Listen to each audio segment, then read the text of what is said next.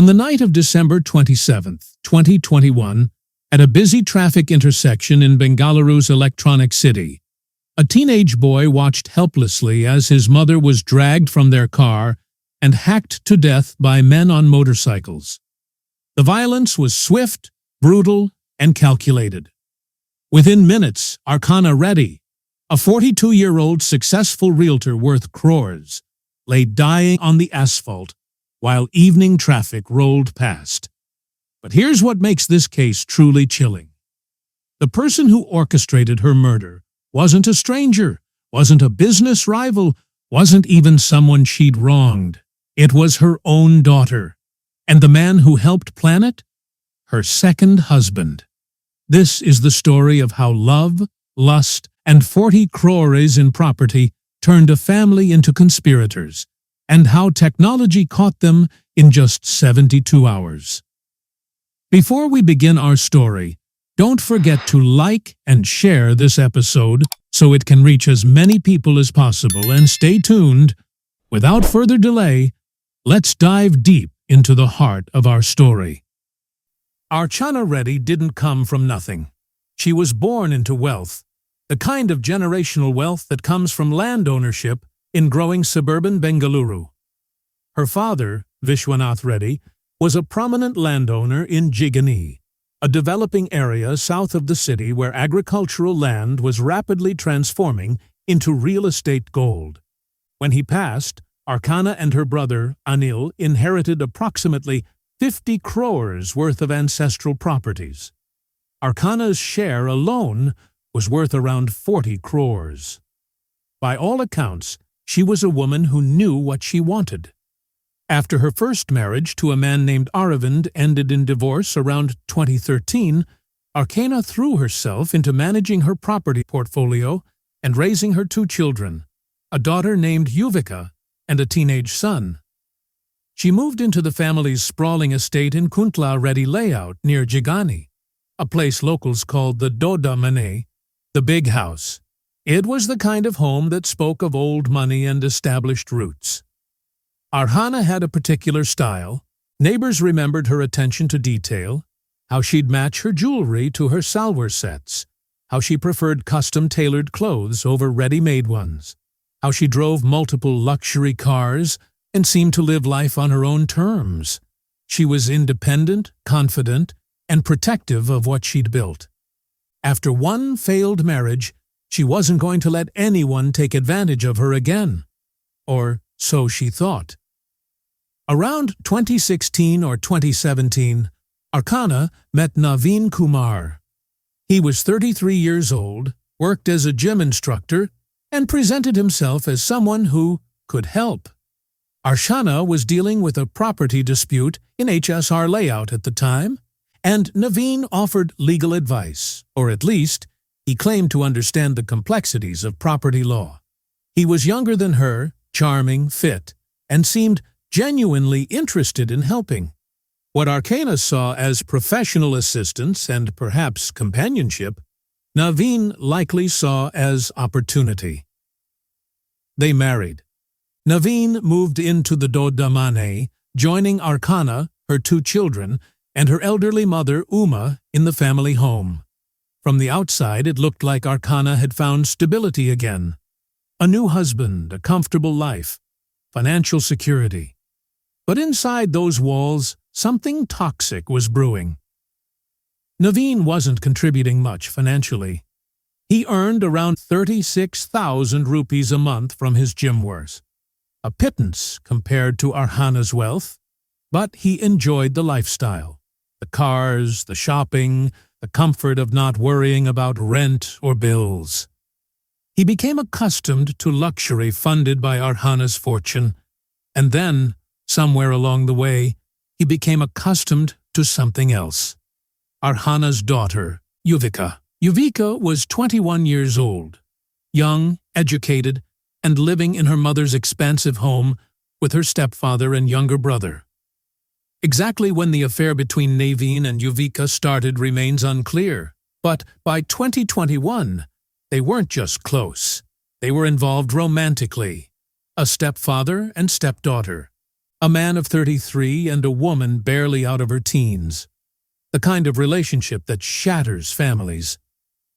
Archana began noticing things, glances that lingered too long, conversations that stopped when she entered the room, the way Naveen and Yuvika seemed to orbit each other. Any mother would feel that instinctive warning, something isn't right here. And on October 31st, 2021, her worst fears were confirmed. She discovered the affair. What happened next would set everything in motion. According to reports, a heated confrontation erupted in the domain that evening. Voices raised, accusations thrown, and then, allegedly, violence. Naveen reportedly assaulted Archana during the argument. Terrified and betrayed, Archana fled to a friend's house that same night. Her friend Sujatha later told police, "She was terrified and told me that she didn't want to stay in the house." Think about that moment. A woman in her own ancestral home, surrounded by the wealth her father built, forced to run because the man she married and the daughter she raised had turned against her. This wasn't just infidelity.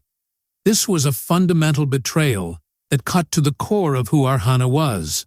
A mother, a wife, a protector of her family legacy. Archana didn't just flee and hope things would blow over. She took action. In late November 2021, she filed a police complaint against Naveen for dowry harassment and assault. She rented a new home in Bengaluru, another area of Bengaluru, attempting to physically distance herself from the chaos. Her mother, Uma, supported her through this traumatic period, but then tragedy compounded tragedy. Uma passed away in November 2021, just weeks after Archana's world fell apart. Now, Archana was alone. No husband, a daughter who'd betrayed her, her mother gone.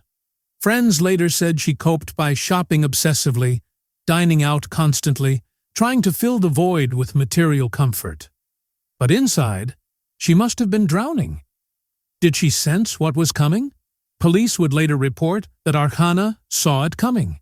She'd warned Yuvika explicitly that continuing the affair with Naveen could cost her inheritance. She'd filed legal cases creating a paper trail. She was trying to protect herself. But 40 kilometers away in HSR layout, Naveen and Yuvika were facing their own crisis, and it was the kind that makes people desperate. After leaving the domain, Naveen and Yuvika moved into a rented apartment together in HSR layout. The contrast must have been jarring, from a sprawling ancestral estate to a cramped rental, from unlimited access to Archana's wealth to scraping by on Naveen's gym instructor salary. The numbers tell the story. Naveen earned 36,000 rupees per month. The apartment rent alone was 19,000. That left 17,000 rupees for two people to live on, for food, transportation, utilities, entertainment. For two people who'd grown accustomed to designer shopping and fine dining, this was poverty. And here's where human psychology gets dark. When people have tasted luxury and then it's taken away, they don't just accept the loss. They resent it. They scheme to get it back. Naveen and Yuvika looked at their situation and saw one obstacle between them and 40 crores, Archana. If she died, Yuvika would inherit everything. They could marry openly. They could return to the lifestyle they craved. All they had to do was remove the obstacle. So they started planning a murder. Naveen began quietly reaching out to people he knew from his gym work and other connections. He needed men willing to kill for money. Contract killers, essentially. His first recruit was a man named Santosh Kumar, a colleague from the gym. Through Santosh and other connections, Naveen eventually assembled a team of approximately 10 men willing to participate in the murder. The payment structure was straightforward. 25,000 rupees per person up front, with promises of more money once the job was done, and they gained access to Archana's property wealth. Some of these hired men would later claim they didn't fully understand what they were signing up for, that they thought it was just a contract job without realizing they'd be killing someone's mother. Whether that's true or just a convenient excuse doesn't really matter. They showed up with weapons and participated. Yuvika's role in the conspiracy was critical. She agreed to track her mother's movements using WhatsApp and phone location sharing. Think about that for a second. A 21-year-old woman using her smartphone to feed real-time information to killers about where her mother was, where she was going, when she'd be vulnerable. Every ping, every update, every shared location was a countdown to murder. December 27, 2021, was voting day for Gram Panchayat elections in the Jigani area. Naveen learned that Archana planned to travel from her Bengaluru home to Jigani to cast her vote. This was the opportunity they'd been waiting for. Archana would be on the road, traveling through predictable routes, returning late in the evening. The killers could intercept her vehicle at a traffic junction, do the job quickly, and escape before anyone could react. The final briefing happened on December the 26th or early on December 27th. Weapons were distributed, machetes and sharp blades for the actual killing, hammers for smashing vehicle windows. Motorcycles were arranged, specifically Yamaha FZ bikes that would be fast and maneuverable in traffic. Roles were assigned. The location was selected: the Hosur Road traffic junction near Electronic City, a busy intersection where Archana's vehicle would have to slow down or stop, and Yuvika activated her mother's location tracking. Archana left her Bengaluru home that morning with her 16-year-old son. They drove to Jigani, she cast vote, and as evening turned to night, they began the return journey. The son was driving the Toyota Innova. Archana sat beside him, perhaps looking at her phone, perhaps thinking about the day, perhaps just tired and ready to get home. They had no idea that at that very moment, men on motorcycles were positioning themselves along the route, receiving updates about exactly where the car was. It was around 10:30 p.m. or later. Some reports say as late as 1:45 a.m. when they approached the traffic signal near Electronic City. The intersection was busy enough with the evening traffic, but not crowded enough to prevent quick movement. As the Innova slowed at the red light, multiple motorcycles suddenly appeared. They came from different directions, surrounding the vehicle in a coordinated maneuver. The attack happened fast. Men on the bikes started smashing the windows with hammers. Glass shattered inward. Archana must have realized in that instant what was happening. This wasn't random road rage, this wasn't a robbery. This was an execution. Before she or her son could react, the assailants breached the vehicle. Hands reached in, grabbing Archana, dragging her from the driver's seat. They pulled her out onto the street. In full view of other motorists at the intersection, in front of her teenage son watching in horror from the car, multiple men began hacking at Archana with machetes and sharp weapons. The violence was frenzied, brutal, designed to kill quickly. Archana tried to defend herself. Witnesses saw the struggle, but against multiple armed attackers, she had no chance. The son managed to escape from the vehicle. Other motorists watched, frozen in shock or fear. The attack lasted minutes, maybe less, and then, as quickly as they'd appeared, the killers got back on their motorcycles and scattered in different directions, disappearing into Bengaluru's nighttime traffic. Archana lay on the road, bleeding from multiple lacerations. Bystanders called for help. Someone rushed her to a nearby hospital, but the injuries were too severe. At approximately 4:15 a.m. on December 27, 2021, Archana Reddy was declared dead. She was 42 years old. She'd survived a difficult divorce, built a successful life managing crores in property, navigated family tensions, and filed police complaints trying to protect herself. None of it mattered. Her own daughter had helped orchestrate her death. When police arrived at the Hosur Road junction in the early morning hours of December 27th, they found a scene of organized violence. This wasn't a random attack. The coordinated use of multiple vehicles, the weapons, the precision, everything pointed to a planned hit. The Electronics City Police Station registered an effort at 7 a.m. based primarily on the eyewitness testimony of Archana's traumatized son. But here's where this case becomes a masterclass in modern criminal investigation. Within hours, police had requested CCTV footage from the traffic cameras at the junction, and those cameras had captured everything. Frame by frame, investigators watched the motorcycles approach, surround the vehicle, the attack unfold, and the escape. More importantly, they captured something the killers hadn't anticipated. In one frame, one of the assailants adjusted his helmet, giving the camera a clear view of his face. The motorcycles were identified as Yamaha FZ bikes. Partial registration numbers were visible. Escape routes were traced. But the breakthrough would come from something even more revealing: cell phone data. Wainsett, in modern India, cell towers track every mobile phone's location constantly. Police obtained records for the area around the crime scene during the time of the murder. What they found was damning. Multiple phone numbers had pinged cell towers near the Hosur Road junction between 10:30 p.m. and 2 o'clock a.m., the window when the murder occurred. The phones arrived at the location from different directions, stayed in the area during the attack, and then dispersed rapidly afterward.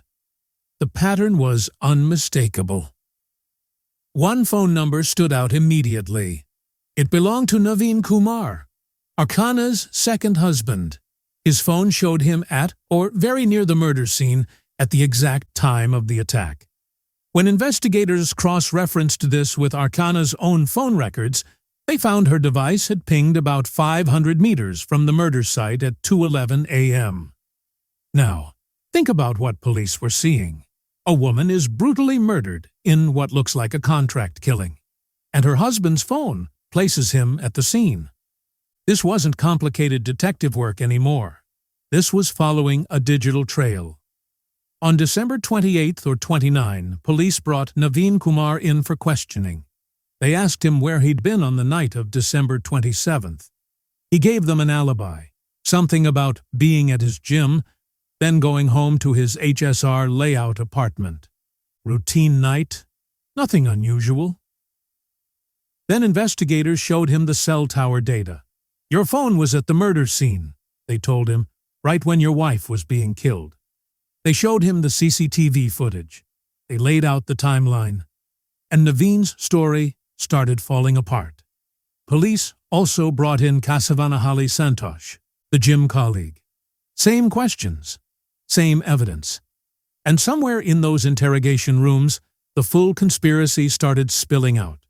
The affair with Yuvika, the financial desperation, the recruitment of hired killers, the payment structure, the planning, everything. A search warrant was executed for Naveen's gym locker. Inside, investigators found 2 mobile phones, one of which belonged to Archana. Think about that. Naveen had kept his dead wife's phone as some kind of trophy, or perhaps to delete incriminating messages. They also found a stained jacket and traced weapons to a drain near Hosur Road, where the killers had dumped the machetes and iron implements after the attack. WhatsApp conversations were pulled from phones. Location sharing data showed Yuvika had been tracking Archana's movements in real time. Messages revealed coordination between Naveen, Yuvika, and the hired killers. Payment transfers showed money moving to the attackers. The digital evidence was overwhelming.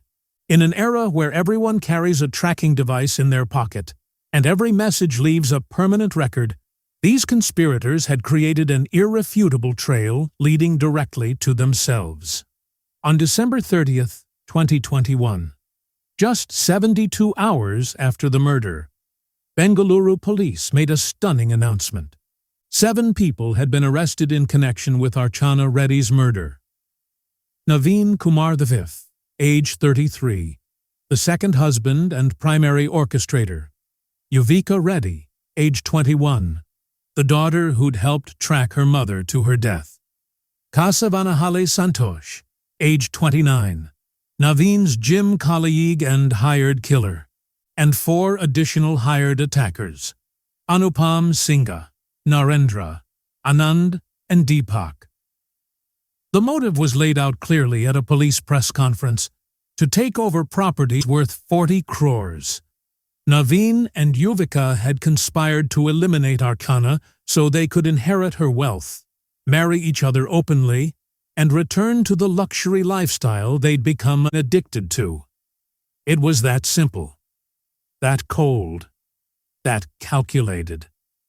Yuvika's arrest, in particular, sent shockwaves through Bengaluru's community.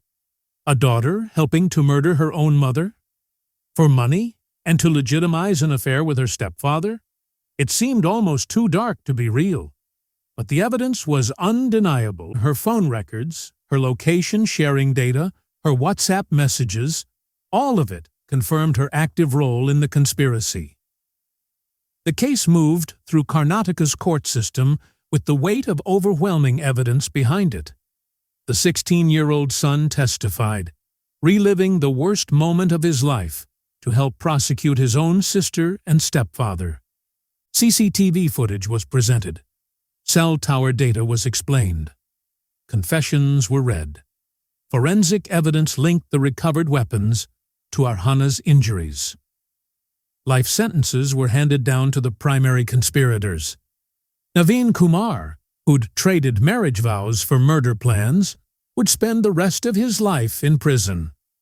Yuvika Reddy, barely old enough to have finished university, would never experience the wealth and luxury she'd killed her mother for. The hired killers received lengthy sentences as well. But perhaps the most haunting aspect of this case is the son. Imagine being 16 years old, driving your mother home after a normal day of voting, and suddenly watching as men drag her from the car and hack her to death in front of you. Then imagine learning that your own sister helped plan it, that she was tracking your mother's location, feeding information to killers, all while pretending to be a regular daughter, having a simple disagreement with her mom. He lost his mother to violence. He lost his sister to prison. His grandmother had died just weeks earlier.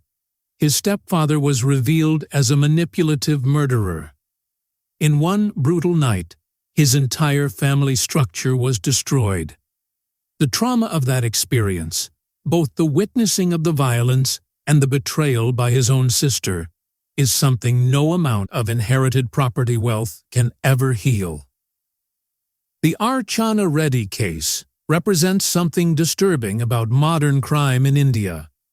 It shows how easily family bonds can be corrupted by greed, how forbidden relationships can escalate into violence, and how technology has become both a weapon for criminals and a tool for investigators.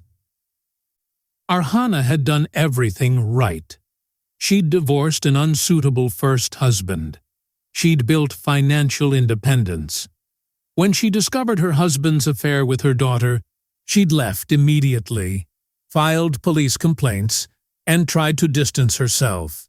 She'd even explicitly warned Yuvika that the relationship would cost her inheritance, but none of that stopped what was coming. The case also demonstrates the evolution of Indian policing. 20 years ago, this murder might have gone unsolved or taken months to crack. But in 2021, with CCTV cameras at every major intersection, cell tower data tracking every phone, and digital forensics capabilities, the Bengaluru police solved a complex conspiracy murder in 72 hours. Technology cuts both ways. It enables criminals to coordinate sophisticated attacks, but it also creates an impossible-to-erase trail of evidence. As we close the file on the Archana Reddy case, one question lingers. Could this have been prevented? Archana sensed danger. She fled her home. She filed legal complaints. She warned her daughter. She documented everything. And still, it wasn't enough. Because when two people decide that 40 crores is worth more than a human life, when a daughter decides her mother is an obstacle rather than a protector, when desperation meets greed, meets forbidden desire, that combination creates something almost unstoppable. Archana Reddy's sprawling ancestral home in Jagani still stands. Her properties are still valuable. Her son presumably inherited everything she tried so hard to protect. But the woman who managed that empire, who survived a divorce and built herself back up, who loved her children and tried to keep her family together, she's gone. Killed for money she would have eventually passed down anyway. Killed by people she'd loved and trusted. Killed because she had the audacity to say no to a relationship that violated every moral boundary. In the end, wealth couldn't save her. Police complaints couldn't save her. Even a mother's warning to her daughter couldn't save her. On a December night in 2021, at a busy traffic intersection in Bengaluru, greed won, at least for 72 hours. Then, justice caught up.